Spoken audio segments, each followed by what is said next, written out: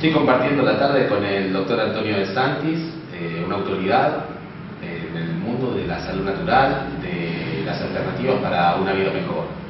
Gracias, Antonio, por esta oportunidad. Y quiero saber, porque salió en medios últimamente, el tema de la medicina germánica. Es un título un poco críptico para una cosa que debería ser sencilla, y en Tucumán me parece que va a ser así. Gracias, Eduardo, por recibirte aquí en esta entrevista, en esta institución. Y bueno, la nueva medicina germánica es un cambio de paradigma.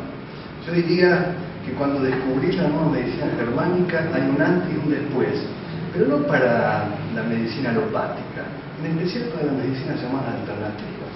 ¿Por qué? ¿Por qué? Porque las medicinas alternativas tienen el mismo paradigma de la medicina alopática, en el sentido de la enfermedad hay que suprimirla y voy a darte todo lo posible de elementos para poder anular tu enfermedad. Hasta ahí es igual. Hasta ahí está. Pero la nueva medicina germánica se basa en 5 leyes naturales que fueron descubiertas por el Dr. Hammer, este prestigioso médico alemán, que cambia totalmente la visión de la humanidad en el sentido de salud y de enfermedad. 5 leyes que arrancan desde un paradigma común, que es el conflicto como originario, como causa original de la enfermedad. Pero después de eso avanza en una segunda ley, donde habla de la capacidad que tenemos, bifásica, de poder en un momento transitar la enfermedad y activar el conflicto en forma física, y luego desactivarlo al mismo tiempo solucionando ese conflicto. Ahí encajamos con todas las disciplinas homeopáticas, terapia floral, medicina china, ayurveda, antroposófica, todas las disciplinas, medicinas biológicas. Pero tenemos que ver en qué fase está la persona, si está en una fase activa de la enfermedad o si está en una fase ya pasiva y de recuperación. ¿Qué pasa en cada uno de los casos? En cada uno pasa que si yo a la persona la ubico en un momento de actividad, tendré que variar el tipo de tratamiento con lo que encararé esta situación. Significa que si está en fase de actividad, está en una fase de mucha adrenalina, de mucho cortisol en sangre, de una gran actividad enérgica, la persona está nerviosa, inquieta. Ahí todo lo que sea sedativo en una dosis pequeña, tampoco anulando esa simpaticotonía, sino en dosis pequeñitas, va a ayudar a que pueda transitar esa fase sin agotarse extremadamente. Por ejemplo, una persona que le diagnostican cáncer de pulmón, supongamos. En el momento del diagnóstico parece un gran conflicto, no antes del cáncer, que iba por alguna molestia, tos o lo que fuera. En el momento del diagnóstico parece... Se le cae el mundo. Se le cae el mundo. 100% de activación del conflicto. En esa situación de estrés, la persona entra a perder fuerzas físicas, inmunológicas, agotamiento emocional y mental. Quiere decir que un poquito de sedación allí le vendría mucho mejor. Si yo en ese momento trato de encarar el cáncer y de derribar el cáncer, estoy desperdiciando una fase o superponiendo la medicación de la segunda fase a la primera. En la segunda fase de la enfermedad actúa ya todo el sistema de relajación parasimpática. ¿Cuándo sería, en qué momento de la enfermedad? Le dieron el diagnóstico, se activó la primera fase, ¿cuándo llega la segunda? En ese punto nodal, donde coincidimos todas las terapias, todos los terapeutas, es decir, cuando se soluciona el conflicto. Por eso el trabajo en la primera fase es encarar la emoción oculta que está generando la simpaticotonía. En ese momento que la persona reconoce el síntoma, los psicólogos hablan de resentir, vuelvo a sentir otra vez. Y ahí reconozco el causal originario de la enfermedad y hago un cambio de vida. Un cambio de vida que puede ser práctico, ¿no? Reducir el horario laboral, por ejemplo, o tener otra forma de encarar los conflictos con tu mujer, o tener otra forma de relacionarte con tus amigos. Cuando lo decís así parece tan simple que me da ganas de encararlo ya. Encararlo ya, porque Sí, es simple. Hammer y la medicina germánica es sencilla, es simple. Por ahí nosotros la complicamos. En ese momento que yo hago un pequeño cambio, en ese momento soluciono el conflicto, significa que el conflicto por ahí sigue estando, pero mucho más amortiguado.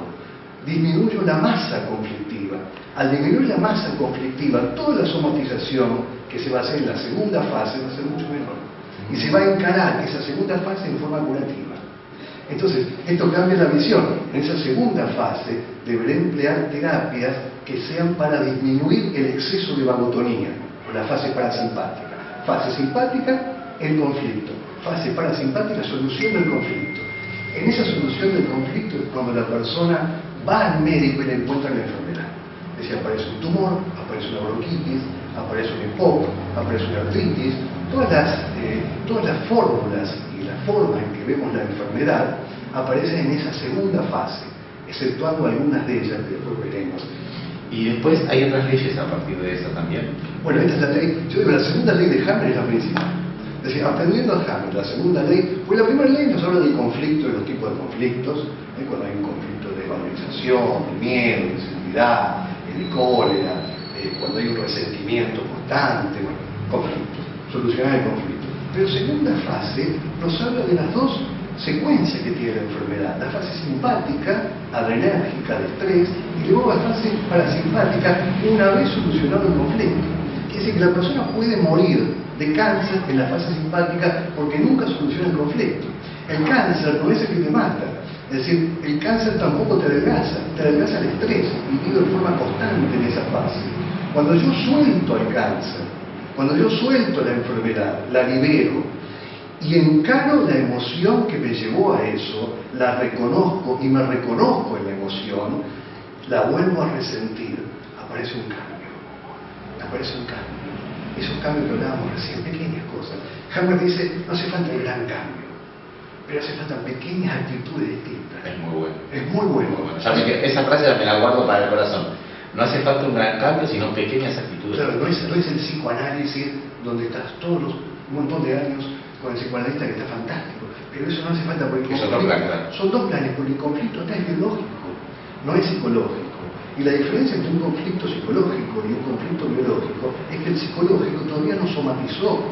En cambio, el biológico, el conflicto ya somatizó, ya se hizo biológico y entran a haber muchas operaciones que trabajan ya en el plano físico.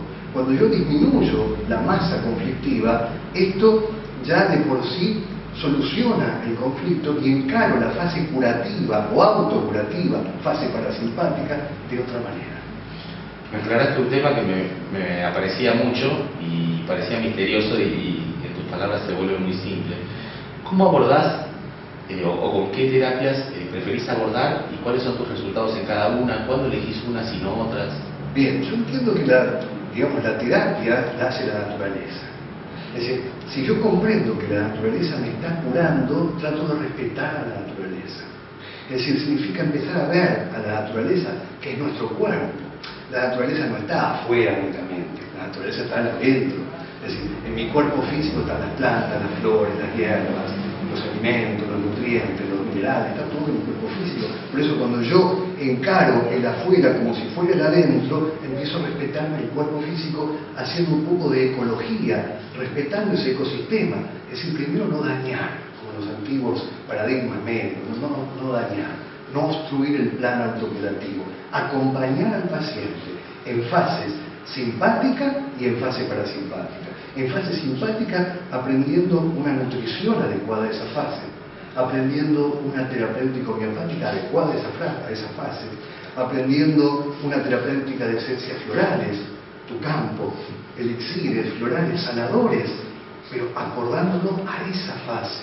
Yo en ese momento no debo atacar, sino que debo acompañar al paciente a que baje la masa conflictiva.